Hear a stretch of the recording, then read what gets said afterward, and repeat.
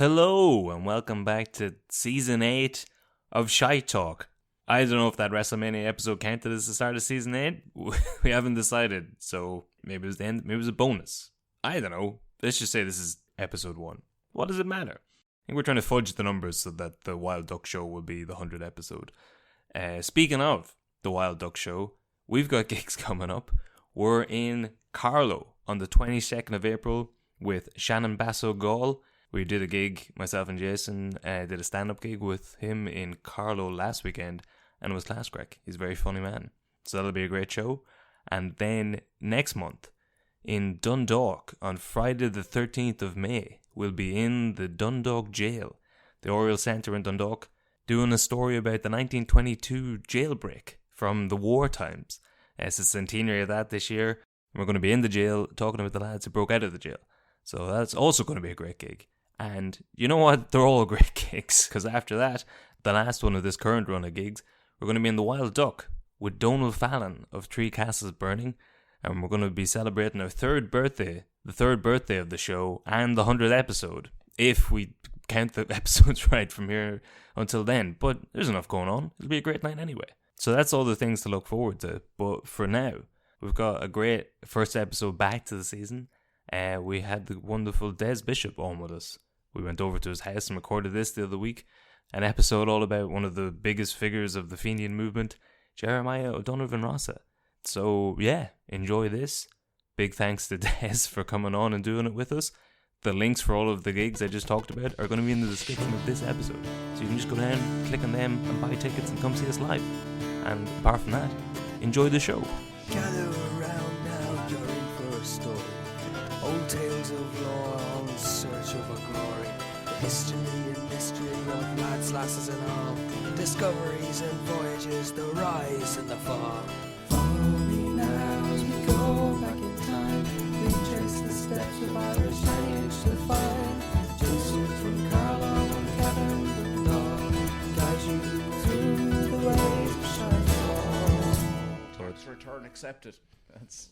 Hey. I'm still paying American taxes. So. Yeah. Oh, I know. I have to do that. I just got an email yesterday saying I have to fill out a form for I want my British tax return. £27.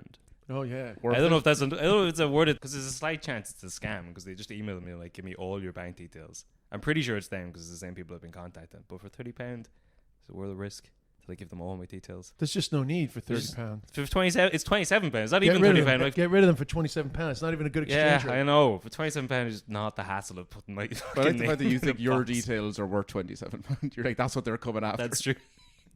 But it's just a small enough amount. Maybe they've studied me and they think that they could bribe me with that. I don't know. Have we started, by the way? Well, I've hit I the kinda- record button just to have it. I kind of feel like that's going to make its way into the pod. Yeah. It could not. Well, it depends who edits it. If I edit it, definitely will. The only positive about it is that you're taking money from the British That's government. It could be worth it. Just Reparation. To Get a £27 reparation.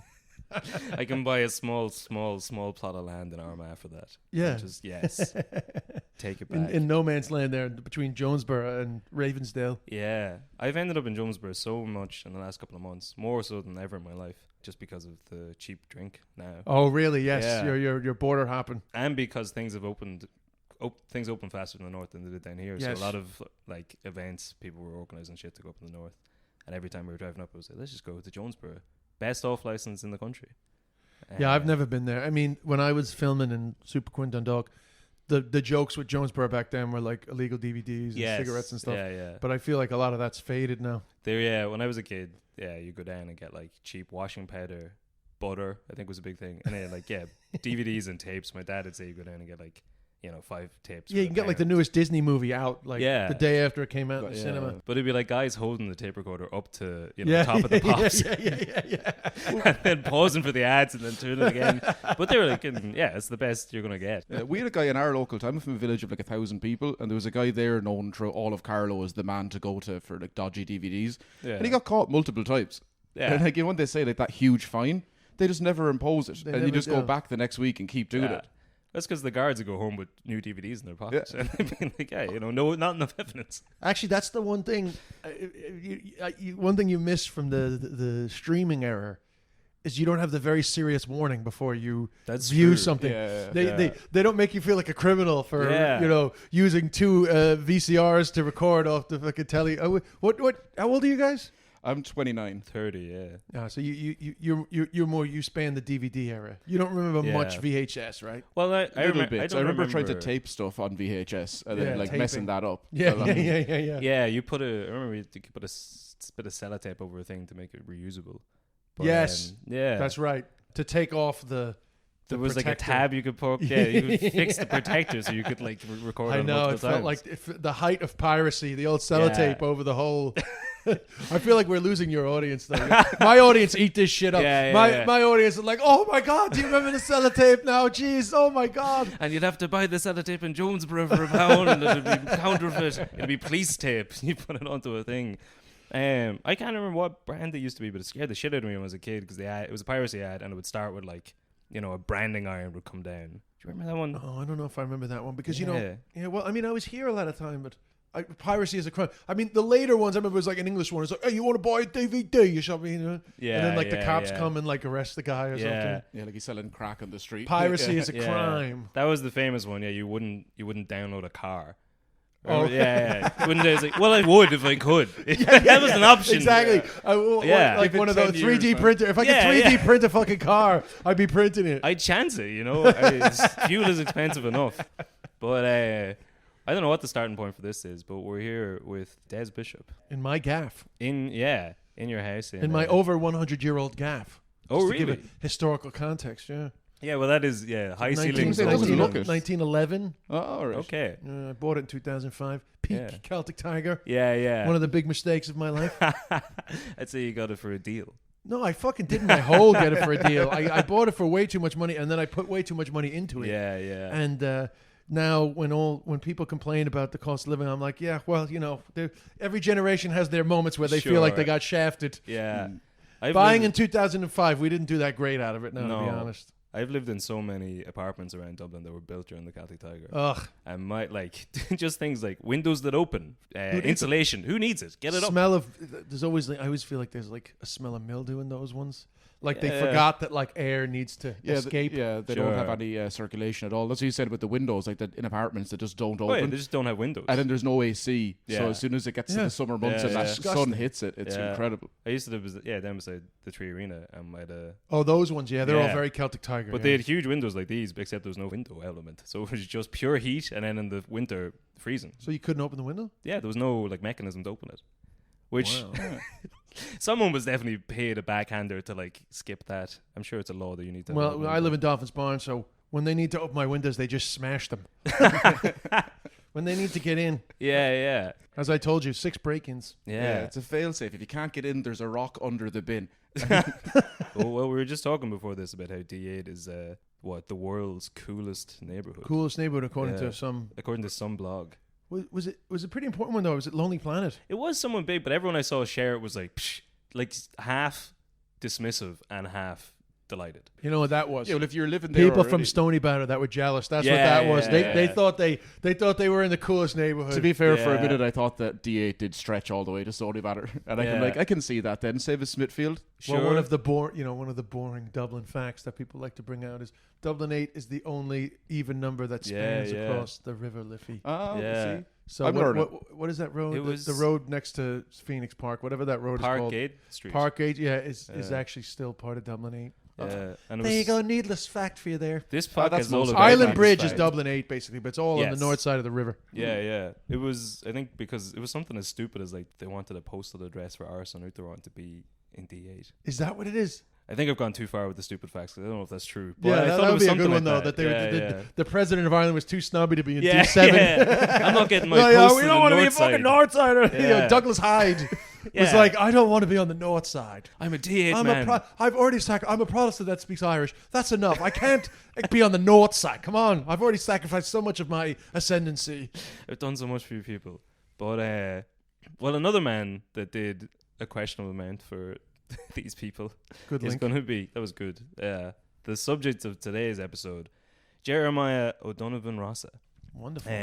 So well, I'm excited because I'm so familiar with O'Donovan Rossa only because Padraig Pearse did his famous at the graveside of O'Donovan Rossa speech.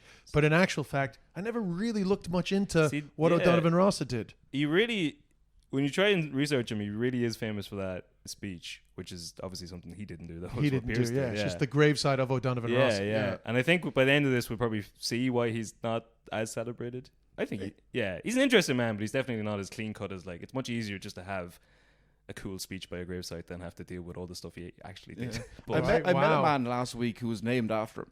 Oh, really? Yeah. His first name was O'Donovan? Rossa. Rossa. Yeah. Rossa O'Snoddy. Oh, Rossa O'Snoddy is named after... I think this is this guy might actually be related to him just multiple generations down the line. Oh, really? Yeah. So I'm trying to... And I don't know who now. Or maybe it's a different Snoddy. I didn't really ask him too much. Yeah. I was like, because as soon as I mentioned the fact, we have an episode coming up about that, people expect me to know. I'm like, no, my job on this one is to not know anything. Yeah. So wait a minute. But were you talking to Rossa O'Snoddy from Keela and you didn't realize who you were talking to? No, it's his nephew. I think. Oh, right, cool. Yeah. Okay. Oh, cool. Well, this is a spoiler for this one, but Rossa had 18 children. So there's a fair chance that everyone you talk to is related to him. Wow. Yeah. 18 kids. 18 kids. From the same woman? No. All right. You now it's getting good. Yeah. You have to spread that around. Wait, I feel Netflix calling right now. Yeah, Ancestry.com's #1 ping, O'Donovan Rossa. Like Netflix would love. We'll start back with, he was born in Rena in Rosscarbery in Cork in August of 1831. So he's born into his parents are an Irish-speaking family.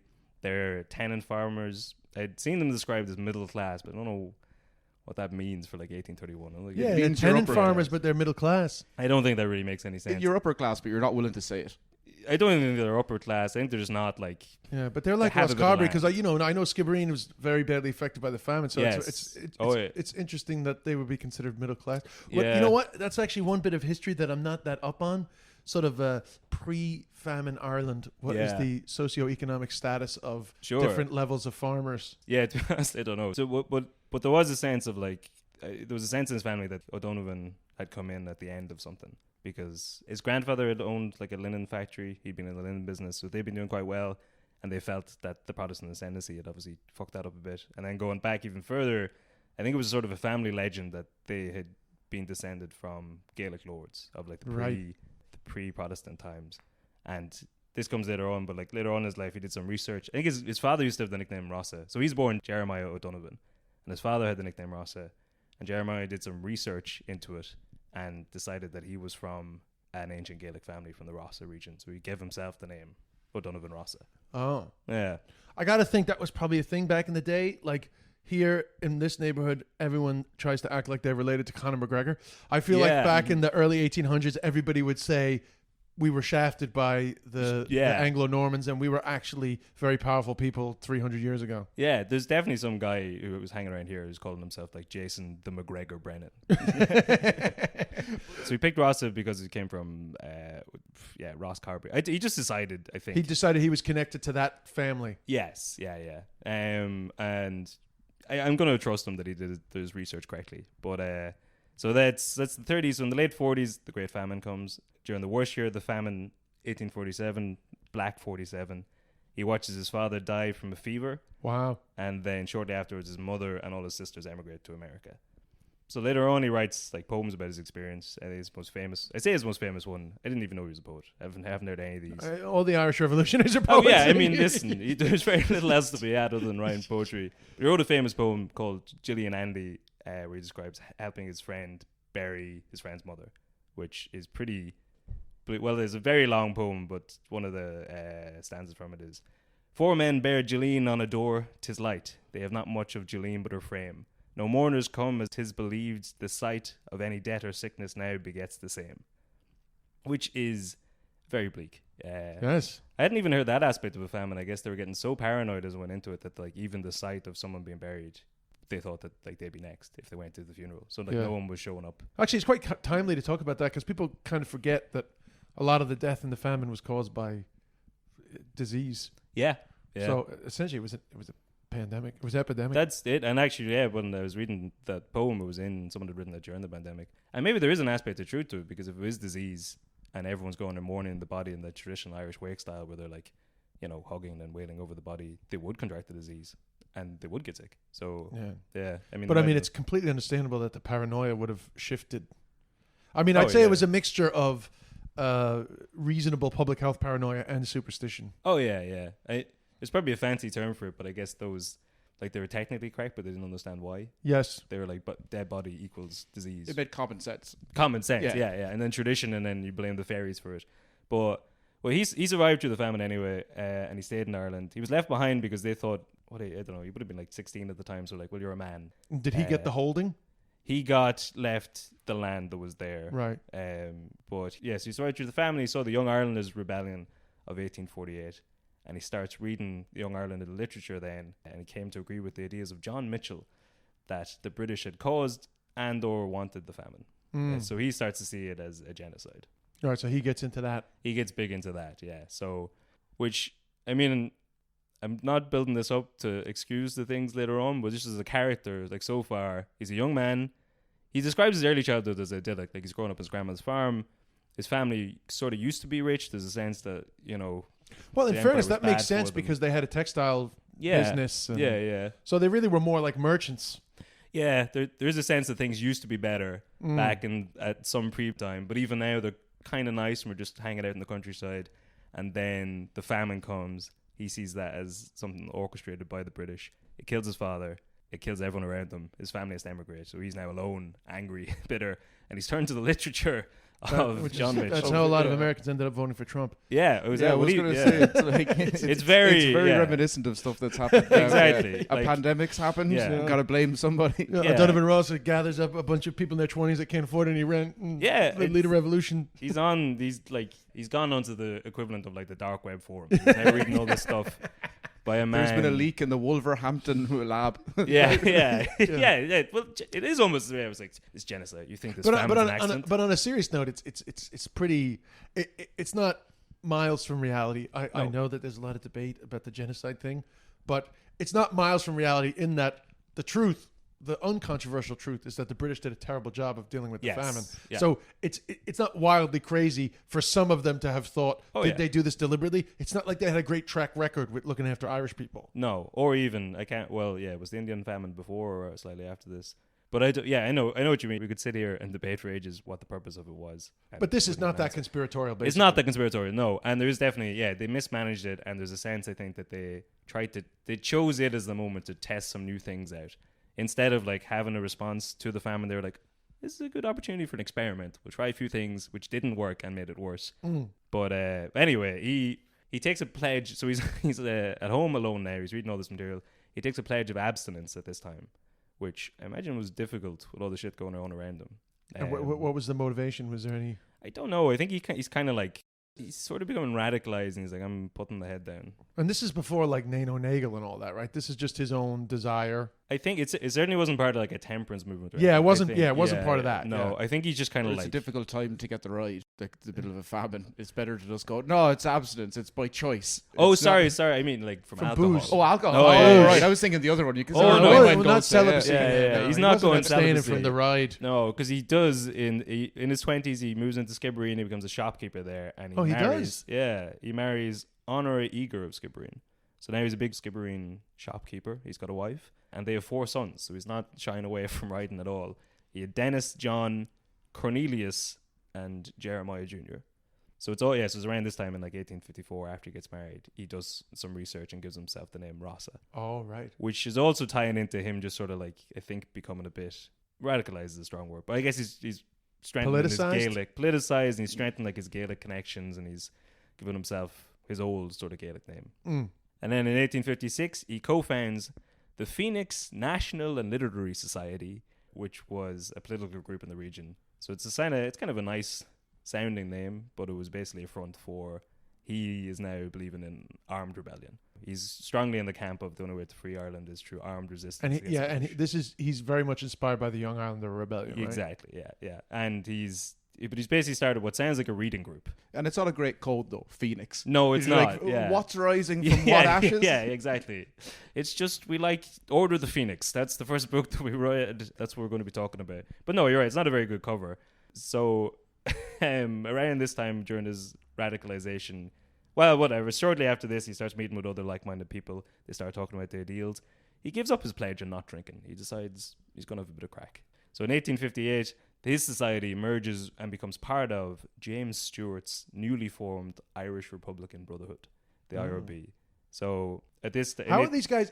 How are they connecting, like, nationally? So what Stevens is doing is going around on a tour.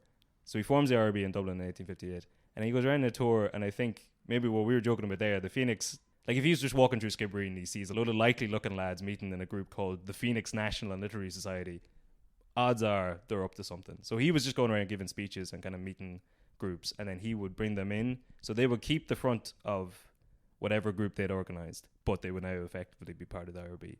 But it was sort of a clandestine front for his organisation. But this guy was, So this was a national campaign of trying to gather up like-minded individuals. Exactly, yeah. Who believed in armed resistance. Is this why he gave up the drink? Probably. Or he was like, it's grand when I'm at home, but when I'm out with the lads. Yeah, maybe that was it, and this is how like he got ingratiated into the IRB, just through pints. But so Stewart came down to Skibbereen, is that the assumption here? Yeah, oh no, he did. He came down. Yeah, so Stevens came down to Skibbereen, and he Oh, sorry, Stevens.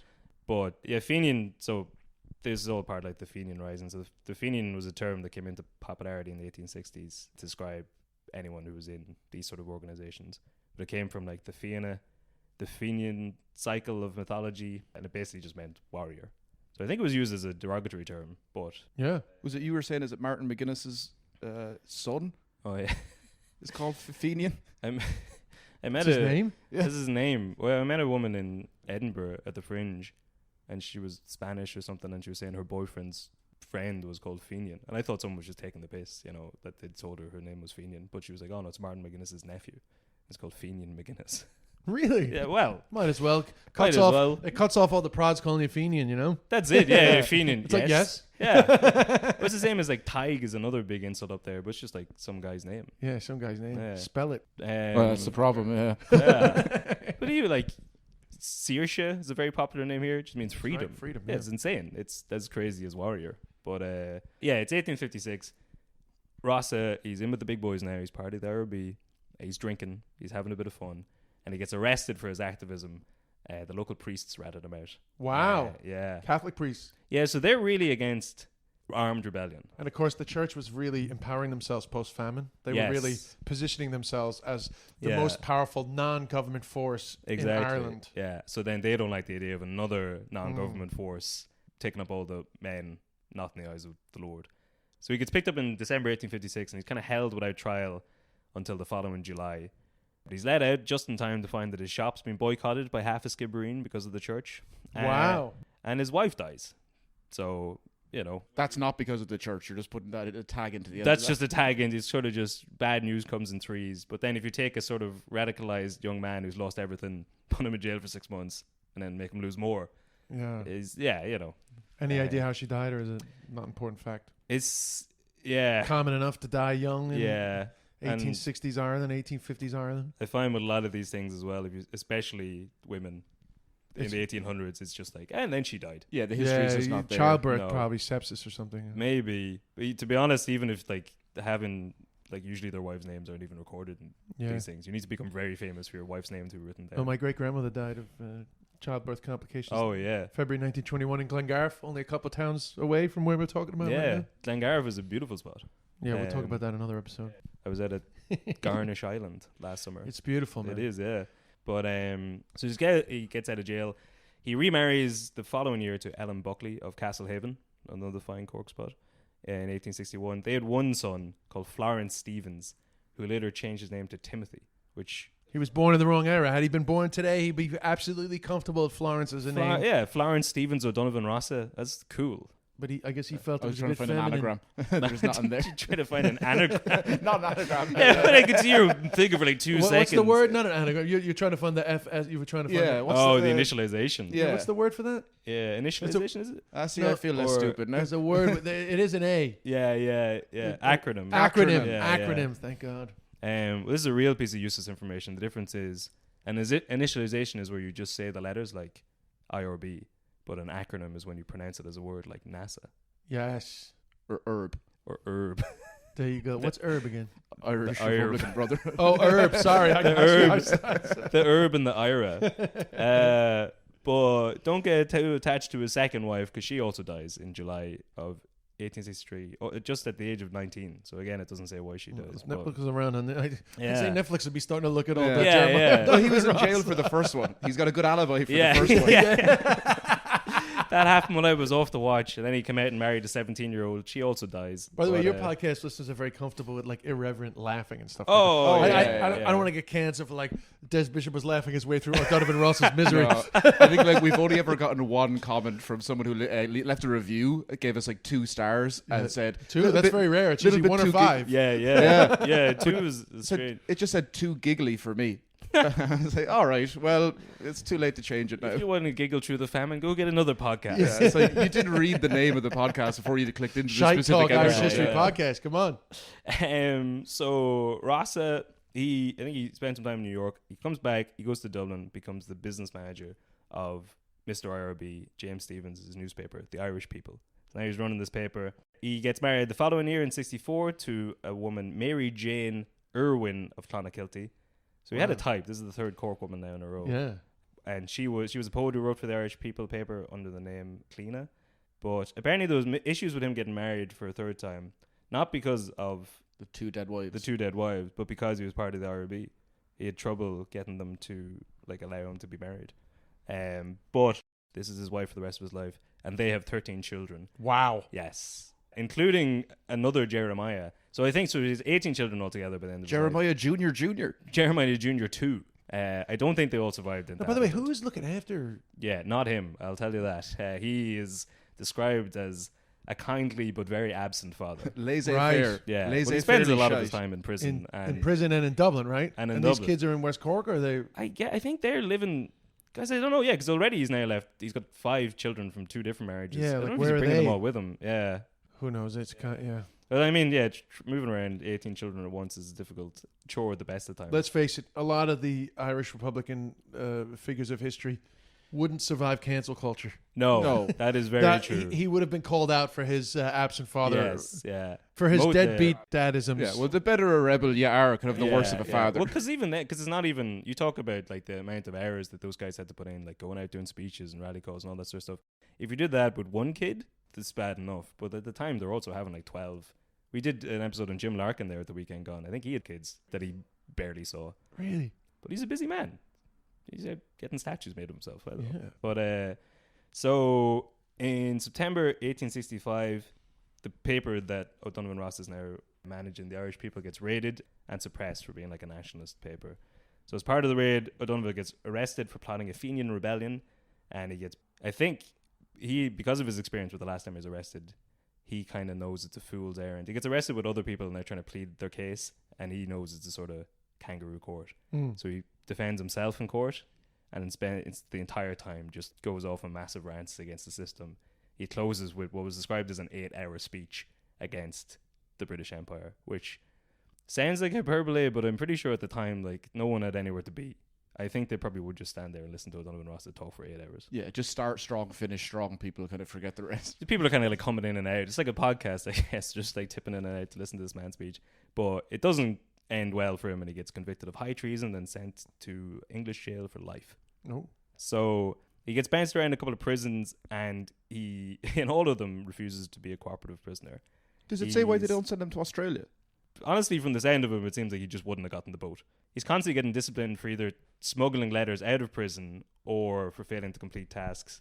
Apparently, a lot of that was because he was left-handed, which at the time they just unacceptable. Right? they didn't understand, so they kept chastising him for not doing simple things.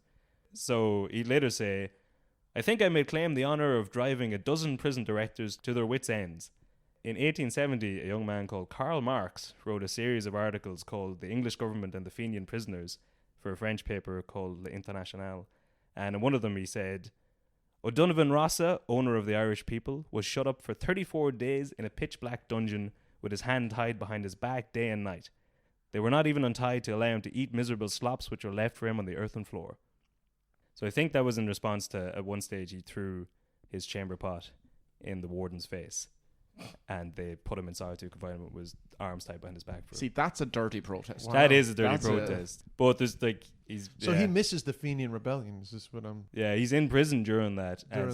That was 67, right? That was 67. So it's sort of taken out on him and the other Fenians that are in prison. The guards obviously don't take kindly to that sort of stuff. Yes. But he's like throwing piss in their face, which they also don't take kindly to. But he gets thrown in solitary confinement with his arms tied behind his back for a month. Pretty cool that Karl Marx writing about it. Yeah, that was good. And it's Karl's daughter, whose name I've forgotten, but she also wrote about him. Really? He's popped up a few times recently talking about Irish Republicans. Yeah, I mean, if you're going to be writing about revolution, Ireland's just right over the water. Yes. And then the imagery of like a man being tied up in a solitary confinement for the small crime of throwing a cup of piss in a man's face. It's evocative for his readers. But he's there's another instance where he refuses to take off his hat for the prison doctor, and he gets put in solitary confinement on bread and water diet for 28 days. So bread and water diet was like the standard punishment, it seemed. 24 hours of bread and water, and he was putting that so often that he was basically wasting away. But in 1869, over 100,000 people gathered in the fields of Cabra to demand amnesty for the Fenians. So I don't know, this is probably worth a separate episode, but there's an incident called an incident of the Manchester Martyrs in 1867.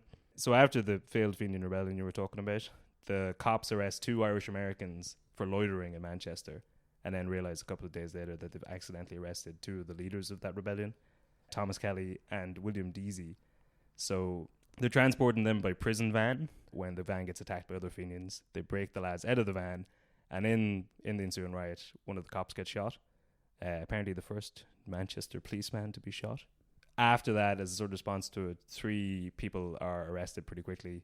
William Allen, Michael Larkin, and William O'Brien. They're picked up, rushed through a trial, sentenced under like dubious circumstances, and executed all like within a short space of time.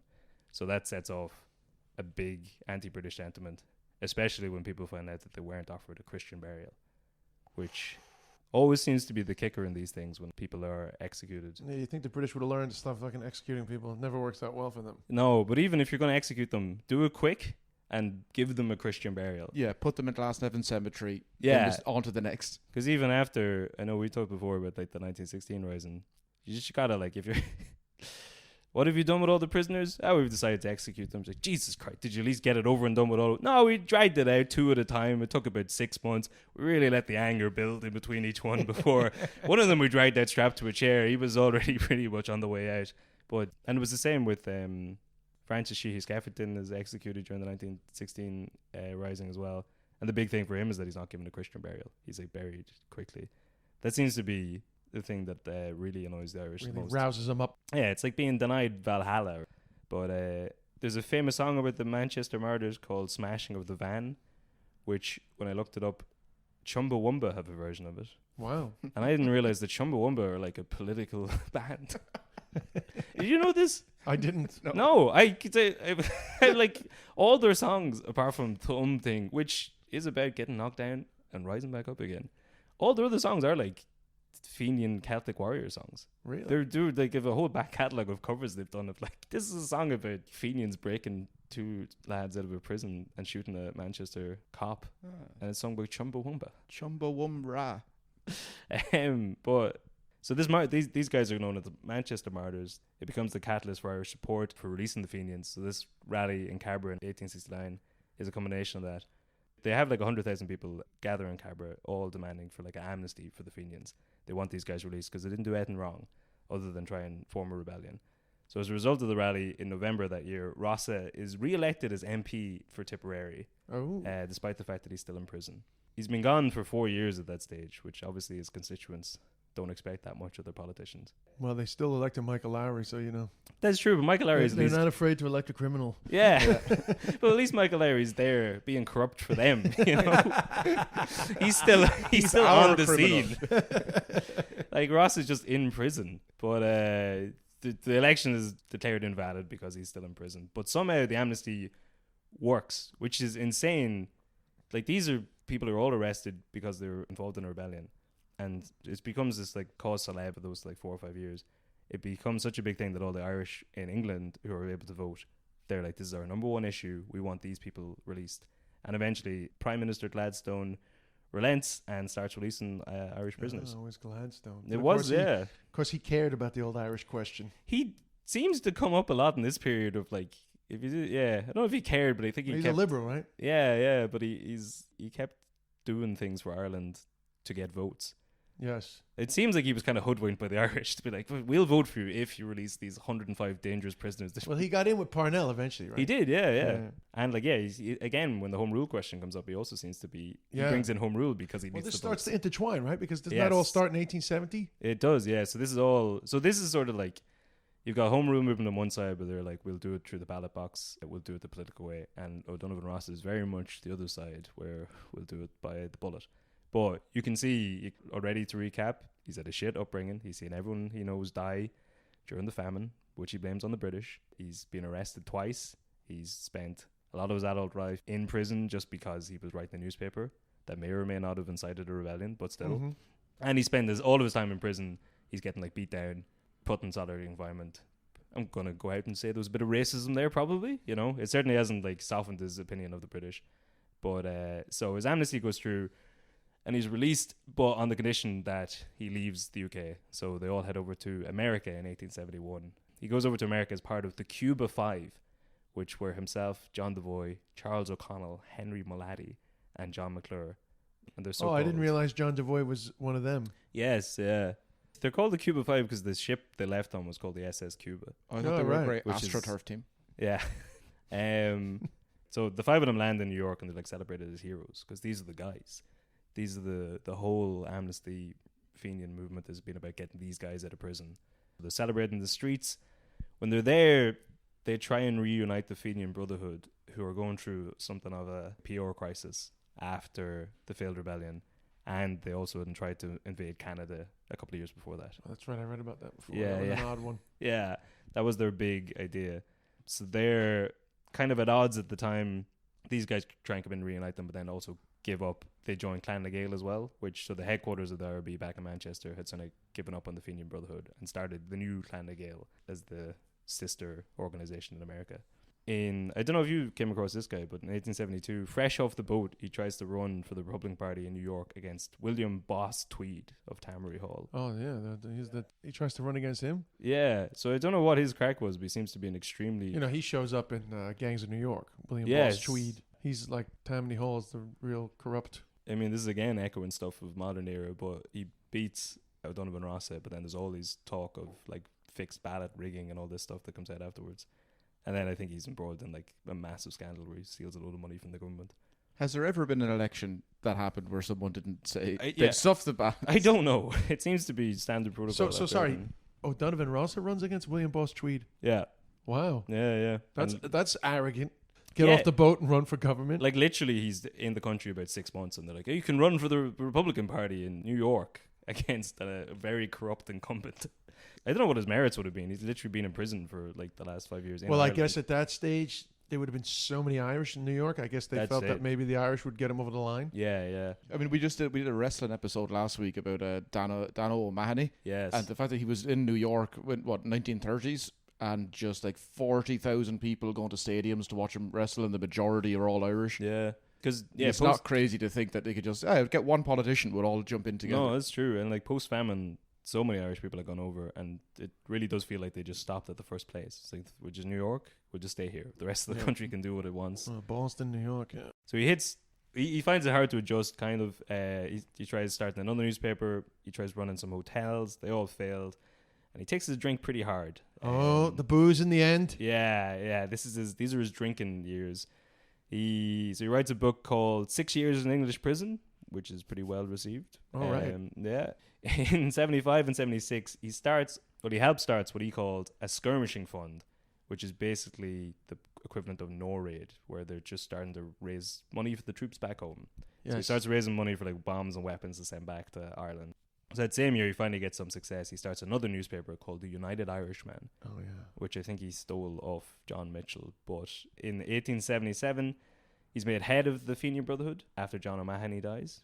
But it's kind of a failed organisation at this point. Most people have gone over to Clan na Gael. And in fact, Clan na Gael's John Devoy, who he'd come over in the Cuba Five with, had taken the skirmish fund away from Rossa because he claimed he was misusing it. Ooh. So I think Rossa's getting too radical for them. Wow. So Rossa leaves Clan na Gael to start his own rival group, the United Irishmen, which is ironic because he's by himself pretty much. They don't have his expense account of how he was misusing it. I don't, yeah, because it says misusing it, and my immediate thought wasn't like buying lavish carvery dinners for himself. Booze. He might have been drinking it. I think he was probably buying too many weapons. Right. I don't know what they would have thought was wrong. He wasn't doing a John Delaney and just any Irishman he saw buying pints. Yeah, he was there. He was rallying money for the troops, but he was just buying pints for boys in the Bowery. But in 79, he cleans up. His friends convince him to take back up his pledge of no drinking, which again, in like 1880 New York, must have been pretty difficult for an Irishman. But he's sobered up now. He's got his own paper. He's got his own route. He's ready for his big master plan. So he starts advocating the use of a dynamite bombing campaign to overthrow British rule, and basically starts a dynamite campaign in England. So his perpetrators are called dynamiters or dynamtards.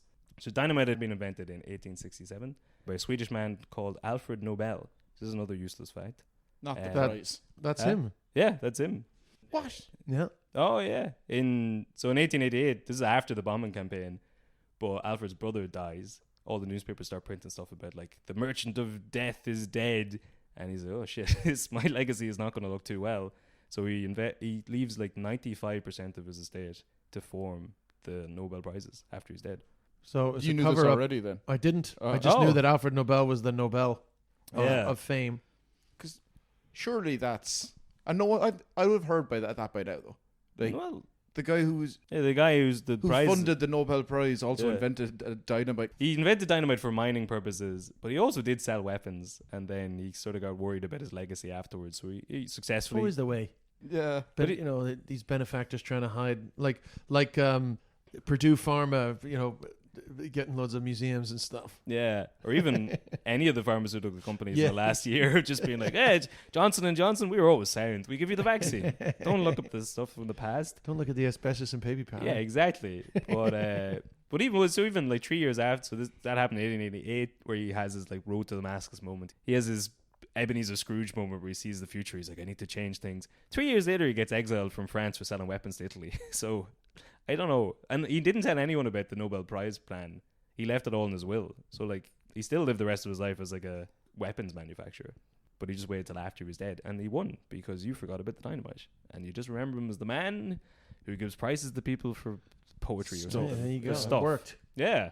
But, so 10 years before he died, O'Donovan's campaign starts in 1881 and runs to 85. Makes him infamous in Britain. So he's just advocating in his newspaper to like send lads over. He's raising money by selling the newspaper, send the lads over to England to just blow up stuff. So he immediately comes into criticism when I think literally the first bomb they plant kills a child. But it doesn't hold him back. He starts targeting other targets, including the Mansion House in London, the London Underground, Victoria train station, the House of Commons, Westminster Hall, and the Tower of London. So his bombing campaign leads to the invention of the original Special Branch in 1883 as a counter-terrorist group. Wow. So he's really the one that begins quote-unquote terrorism. He's referred to as the father of modern terrorism. This is the first time... So, the Special Branch gets created as the first counter-terrorism group to deal with him, and in response, he blows up their headquarters in Scotland Yard. Wow. Which is why there's a new Scotland Yard. Which also, I don't know if this is a common fact, I only realised very recently that Scotland Yard is not in Scotland. I remember when you found that out. Yeah, what was it, like a month ago? Yeah.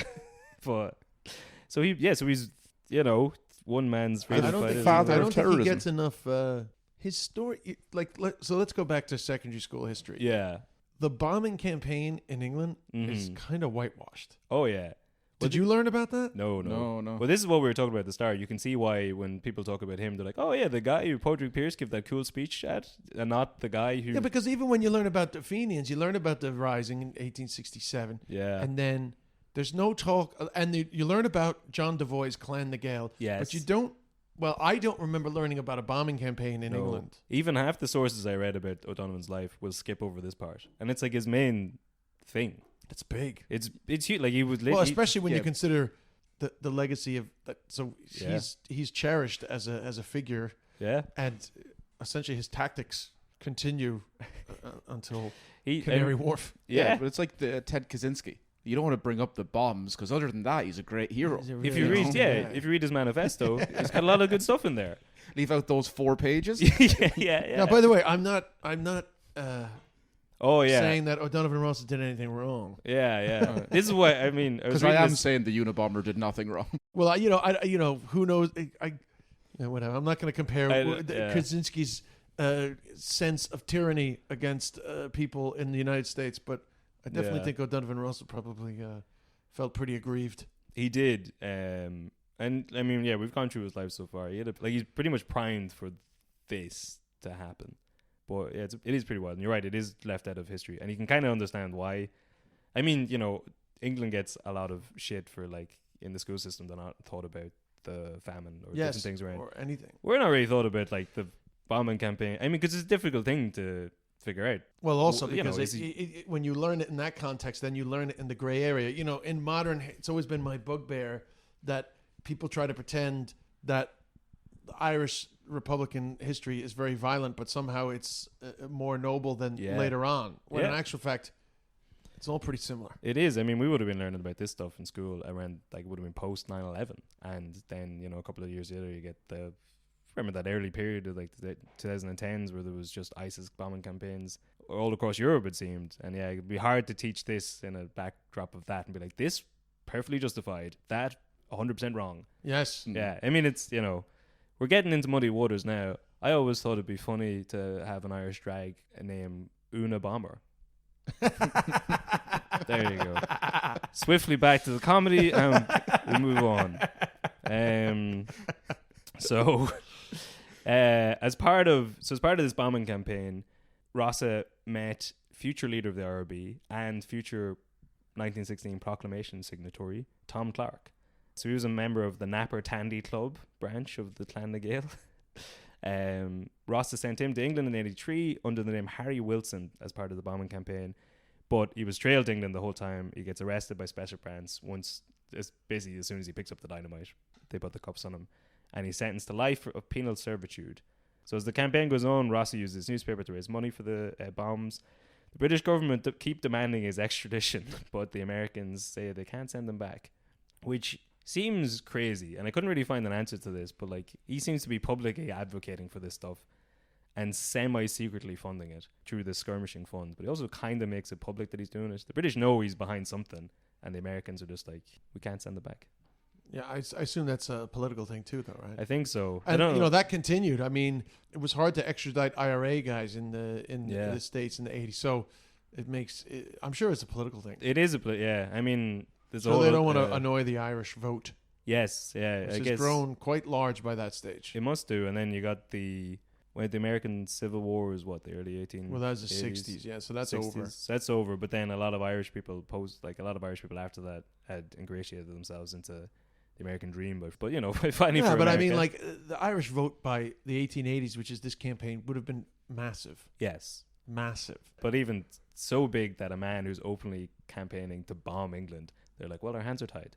And it had only been 100 years since they got fucking fought themselves. That's exactly what I was thinking, because it would have been the centenary of the Civil War around then. I wonder would it just... Well, the centenary of the War of Independence. War of Independence. Yeah, 1776. Yeah. Into the 80s. So all that time would have... So yeah, maybe it's in the consciousness and they're celebrating their, like, getting away from England. And like, well, who are we to turn around and tell Ireland not to do it? But so the bombing campaign goes on for 5 years. Near the end of the campaign in 1885, he was leaving his office one evening when an English woman called Lucille Yusult Dudley shot him in the back. He gets brought to hospital and is treated for the wound. He survives, but the ball is lodged in his back for the remainder of his days. So Dudley is an interesting enough woman. She was supposedly the illegitimate child of a captain, spent a bit of a time in an insane asylum, and she'd shot Rossa when she was about 25. And when asked why she did it, she just said, "Because I am an English woman." The British government claimed that she was crazy and had acted alone, but if you go into some conspiracy websites, maybe it seems, again, this seems bizarre that not only he's very publicly doing this, he's also just walking around, and, like, there's a lot of Irish people in New York, probably a lot of English people too.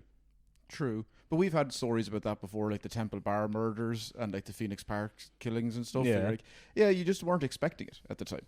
Like for 4 lads to jump off horseback and just stab you to bits and then run away. Yeah, but to spend 5 years bombing a country and then just be walking around like like you weren't going to get shot in the back by someone. Yeah, but I mean, you're obviously pre-smartphone times. Like, people don't have photos of you. They don't know what you look like. Just use a fake name. Yeah, you're probably going to be fine. He's leaving. His newspaper had O'Donovan Rossa across the headline. It was like United Irishman brought to you by. He's probably leaving the O'Donovan Rossa office on his way to the O'Donovan Rossa house. But see, this is the bit that I didn't really understand. After that campaign, he's allowed to go back to Ireland. He goes back in 1894. And he goes back again in 1904, during which time he's made Freeman of the City of Cork. Wow. Yeah. For his services, I guess. So in 1898, looking back at his campaign, he wrote, "I have myself been called a madman because I was acting in a way that was not pleasing to England. The longer I live, the more I come to believe that Irish men will have to go a little mad my way before they go the right way to get any freedom for Ireland. And why shouldn't an Irishman be mad? When he grows up face to face with the plunders of his land and race and sees them looking down upon him as if he were a mere thing of loathing and contempt, they strip him of all that belongs to him and make him a pauper, and not only that, they teach him to look up upon the robbers as gentlemen, as beings entirely superior to him. They are called the nobility, the quality. His people are called the riffraff, the dregs of society." Sounds like a white privilege argument. Yeah. Makes a lot of sense. He does make a lot of sense. I mean, come on, you listen to the guy, you're like, yeah, he's fucking dead right. Yeah. I mean, maybe I'm a little bit influenced by my old Irish-American upbringing. Yeah. Well, this is the sort of man that you can definitely see Irish-Americans rallying around. Because so many of them would have ended up in New York. At this stage, they're now either chased out by the famine or the children of people who are chased out by the famine. Yeah. There's a lot of... I read cool passages. Well, honestly, they were leaving in their droves all the way through to the 1980s. So it wasn't just the famine crew. It was people leaving in the 1860s and 70s. Yeah. You know, the fresh meat coming off the boat every day. And coming over to hear this man talk about the British. They've been living under the boot, and you're looking up and being asked to say thank you and another bowl of soup. But, yeah, I don't know. I mean, he is sort of justifying his bombing campaign in his older age looking back. So in his later years... he's quite sickly and eventually dies in New York in June of 1915 at the age of 83. Wow. Yeah, which is very impressive considering he was caught lifestyle. Yeah. Shot. I was going to say he caught twice by the British, survived all of that, shot outside of it, made the trip on the boat and back again. They said he had issues where he had to recline for several hours a day because of pains in his back because of the bullet. But yeah, he seemed to live. Oh, he made it to 1915. So 1915, so the Republican movement, quick to realise the opportunity provided by his death, and the IRB decide to use him as propaganda. So Thomas Clark, who at this point had been released from prison somehow, he's now the head of the IRB. He messages John Devoy, so Rossa and John Devoy become friends in their later years again, which is nice to see. But he messages him saying, "Send his body home at once." And on the 1st of August 1915, the country held one of the biggest funerals ever seen. So he was given a state funeral before the state existed, basically. And hundreds of thousands of people came out to see him. This man who was famous for... He was famous for the Amnesty Fenian campaign. He was like the poster boy for political prisoners. And then he was running his bomb campaign. And he was over in America, so I guess Irish people would they wouldn't have had to know him. You know, he just became this sort of mystical figure. So they brought him back. He's a massive state funeral. The future organisers of 1916 are there. Now, we've never had a funeral that wasn't one of the biggest. I was thinking this as well, because every funeral we do is it was the biggest funeral the country has ever seen. No photos, nothing to prove it. For this, there's photos, but I mean, I don't know how they count these things. If they're just a guy at the gate. Well, this one definitely goes down. Oh, yeah. This one is... in history. Huge. But it's difficult to find an Irish revolutionary that wasn't... It was in Dublin, everyone came out. There was nothing else Parnell on. had a big one. Parnell had a big one. But even the wrestler, he was the biggest funeral that ever happened in Clonakilty. Everyone just had the biggest funeral. You don't want to... Irish funerals are huge anyway. They are, true. Yeah. Because people were sending representatives from every parish. Yeah. So that alone, if you're in a big enough county, you're going to have a lot of people at your funeral. A lot of people have to show up and shake hands. But this was seen as a rallying cry for some sort of revolution. And Tom Clark picks a young teacher by the name of Patrick Pearse, or Podrick McPearse. I've read a few times that because he's always known as Porrick Pearse now, but he would have never used... Yeah, it would have been one or the other. Would have been one or the other, yeah, he wouldn't use that mixed. But so he gives a speech by the graveside.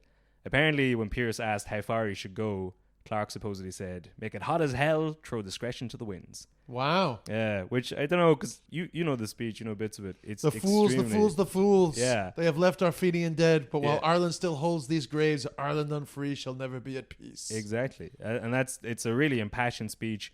And at the time, so this is August 1915, so about 6 months away from the Easter Rising. They're planning something, and he's kind of giving the game away. Like, if you were the British, if you were the special branch watching that, you'd be like, arrest all those men right now. Like, I think when he supposedly says, like, how hard should I go, they're trying to keep a low profile because they're in the middle of organizing the revolution, and the last thing they want is for everyone to get lifted at this stage. But then he goes and gives, like, one of the most famous. But he believes in blood sacrifice, so he doesn't care. Yeah, well, he literally believes in martyrdom. Yeah. Which is another part of his speech that comes up a lot. It's a glorious thing to see. Yeah. Arms and was it the red wine of the battlefields? I have the full thing written out here somewhere. But yes, it is. He's basically, this is kind of brought back up then afterwards, where people use it to show that he never thought that the Rising would work. He just wanted to make a beautiful blood sacrifice. But then there's other examples of, like, Redmond using that imagery of talking about going over to fight in World War I and, like, creating the blood. Everyone was just big into blood sacrifice. Yeah, a lot of blood back in those days. But I was in Pierce's cottage over the summer. Rossmuck. Yeah. And just him sitting in a cottage in the middle of nowhere, just writing this massive speech for an old dead Fenian to come back, and just this rallying cry for a revolution that would spark off 6 months later. But yeah, so that's pretty much the end of it now. But as we talked about at the start, that speech is sort of the most famous thing. Isn't it amazing? But actually, so much more to him than I thought. Yeah, but so much more that's kind of a little bit. But they really need to teach him. You know, because listen, it always bugs me. Obviously, this is controversial, but the provisional IRA campaign, people have their opinions on it, but it's not as radically different as people like to think of how the Republic of Ireland was created. Yeah. And that is a very good example. Absolutely. Because we are not taught that the Fenians ended up, using terrorism, quote unquote, as a weapon. That was part of it from the get-go. Even, there's a sort of understanding that, like, the 1970s IRA, bad or morally grey. 1930s IRA, perfectly fine. The 1880s Fenian, totally justified. Yeah, it's going to be a difficult thing to teach to, like, 14, 15-year-olds when most of the desks around the country are already inscribed with an IRA. Yeah, but the funny thing is that when I was taught, because I remember coming to Ireland and, like, I loved history and I would sit in those classes. Jerry Hawke, great history teacher.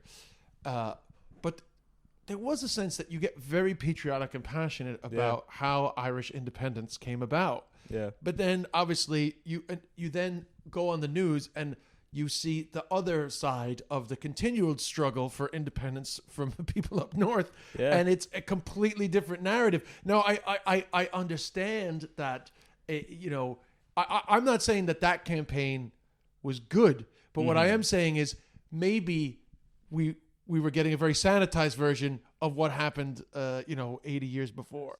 But potentially. But it is funny, even, like, any modern government celebrating past insurrections that they would in no way justify today.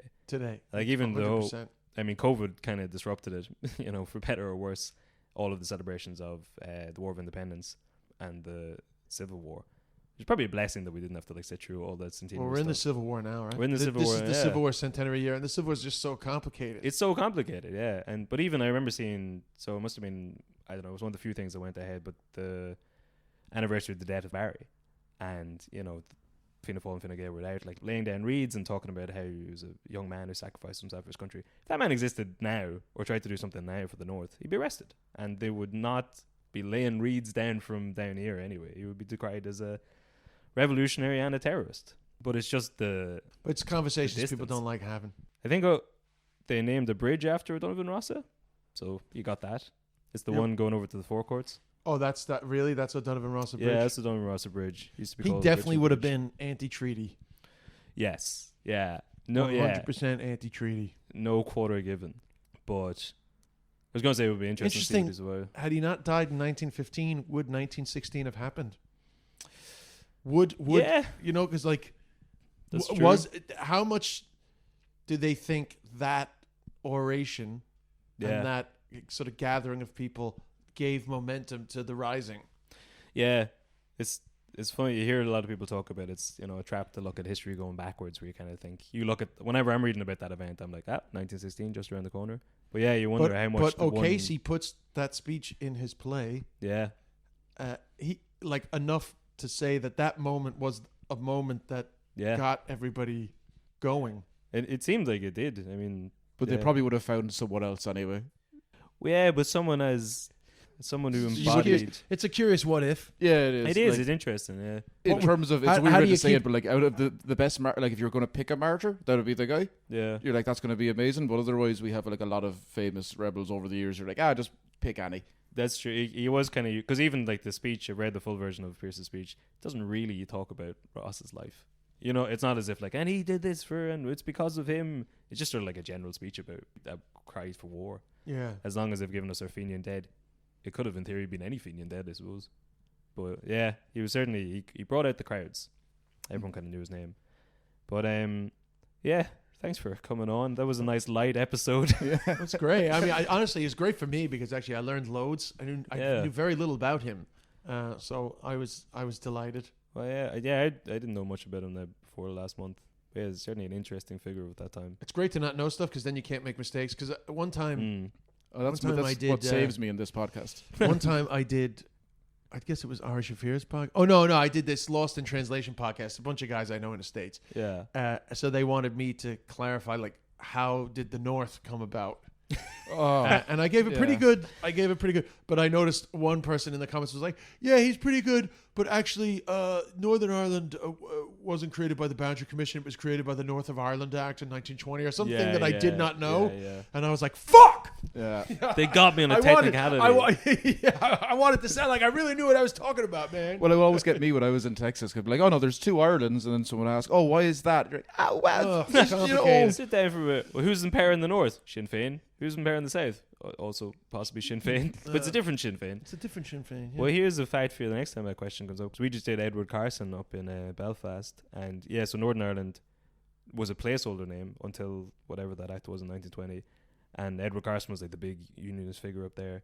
They were toyed with the idea of calling Northern Ireland Carsonia after him. No way. Yeah. Because even the unionists in the North didn't like the name Northern Ireland because it implies you're still in Ireland. Or it implies you're not the real Ireland. You're north of Ireland or something. They're like, it doesn't make us sound like a real country. We want to be Carsonia. And then Northern Ireland is which doesn't sound like a country at all. At all, no. That's like Carson Land. Carson Land, yeah. But that could have been cool. Yeah, fuck him. Homophobe.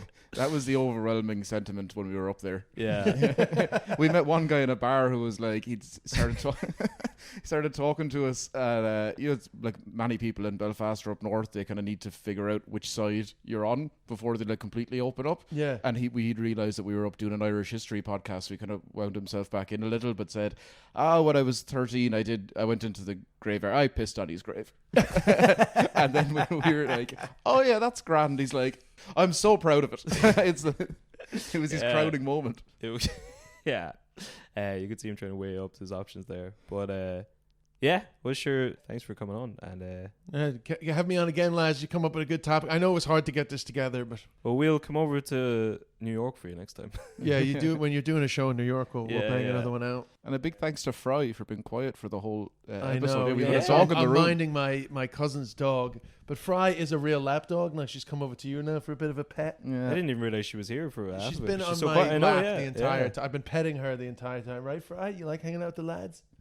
She likes anybody that gives her attention. Yeah, that's Jason. He's a resident dog lover between the two of us. Yeah. Good girl. But yeah. So thanks, guys. Thanks for having me on. Yeah, no problem. And all right, good luck. After.